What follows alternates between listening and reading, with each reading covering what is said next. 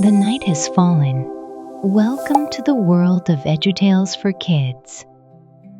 Tonight, let's meet Chloe, the little dream keeper whose job is to care for the gentlest dreams of the night. Chloe lives in Dreamwell, a small, lovely village floating among the clouds, where all the dream keepers live and learn. Each one of them carries a dream in their heart. Some dream of becoming artists who paint colorful dreams. Others wish to be explorers, traveling across the imaginary world. And some want to be singers, letting their voices echo through every sweet dream. But only Chloe had none. Whenever the kind teacher asked, "Chloe, what is your dream?" she would lower her head, clutch the hem of her robe, and quietly shake her head. Not because she was sad, but because she truly didn't know. Still, Chloe never felt lonely. She studied, played, and helped her friends.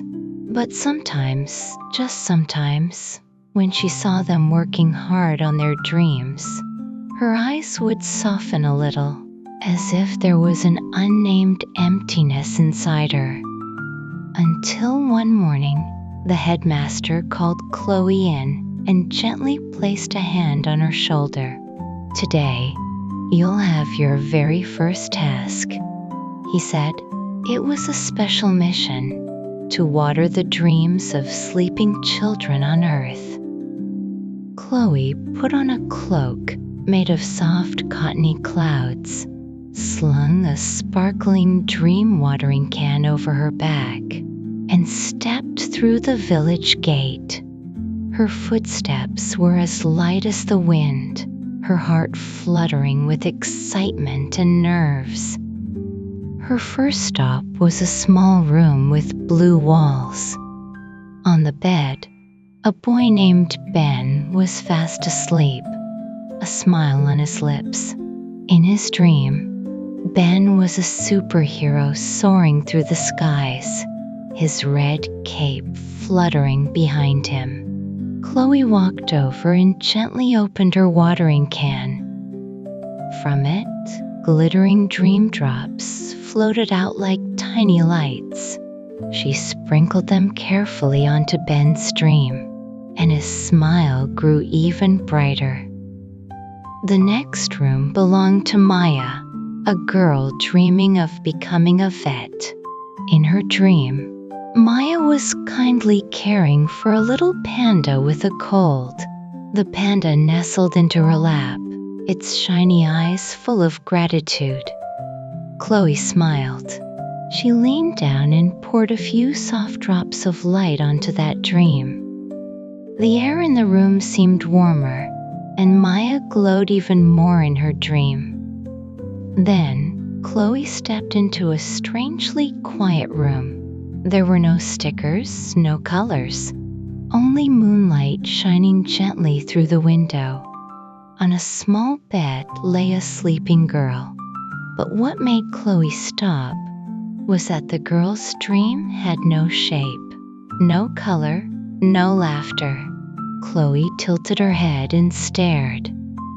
No superheroes, no green forests, no magic or anything else, just a soft white mist, like smoke. Chloe looked down at the name on the pillow. Luna, a name like moonlight, a beautiful name. But why was her dream so empty? This little one doesn't have a dream yet, Chloe whispered. And then, for the first time, her heart trembled, as if she had found something very close to her own self. Chloe sat beside Luna.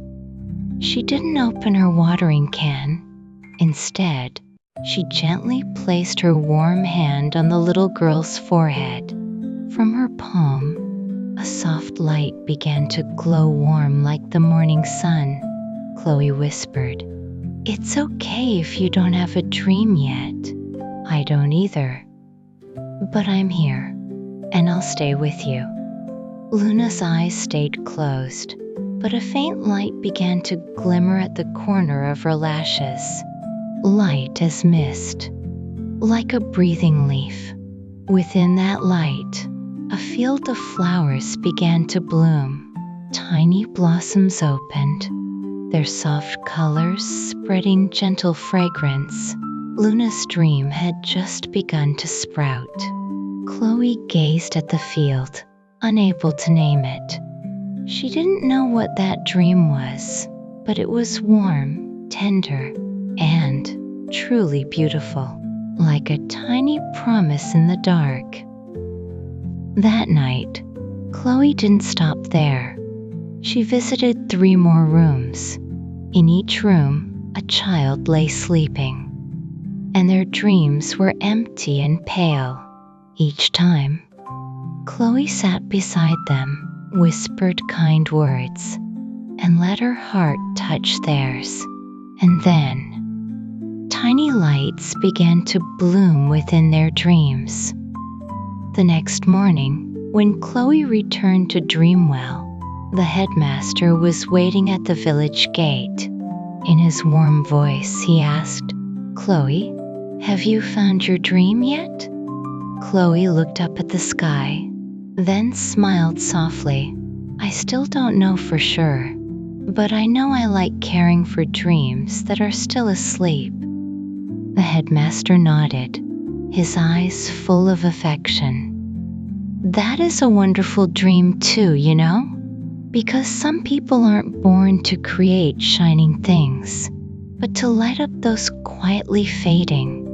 From that day on, everyone called Chloe the little dreamkeeper, the gentle girl who helped wandering hearts find their way in dreams.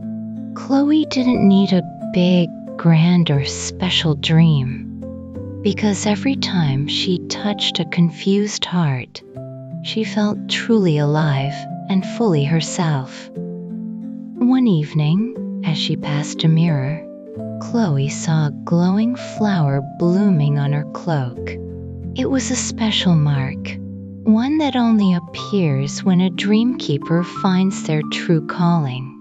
Chloe touched the flower gently and whispered, "Maybe my dream is to help other dreams grow." High above, Dreamwell shimmered like a lacquer painting in the night sky. And down on earth, tiny dreams began to sprout and blossom, all thanks to the quiet care of one warm-hearted little girl. Good night, little one. And if you still don't know what your dream is, that's okay too. Perhaps, somewhere out there, a little dreamkeeper is already on her way to you.